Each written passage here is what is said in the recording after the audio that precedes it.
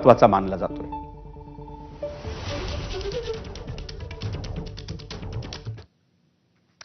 मुंबईतल्या गिरणी कामगारांनी आजच्या कामगार दिनाच्या निमित्तानं हुतात्मा चौकात आंदोलन केलं। आपल्याला मुंबईतच घर मिळावं यासाठी गिरणी कामगारांच्या वतीनं या आंदोलनाचं आयोजन करण्यात आलं होतं। गिरणी कामगारांचं पुनर्वसन मुंबईत करा अशा आशयाचे फलक आंदोलकांकडून झळकवण्यात आले।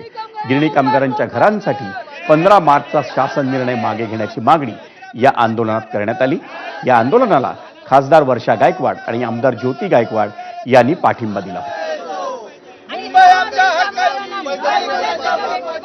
सर्व गिरणी कामगार मुंबईत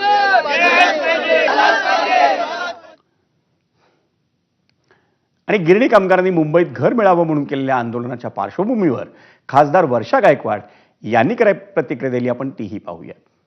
शासनाला मुळात मला विचार करण्यासारखी गोष्ट आहे की कामगार आज का उतरलाय।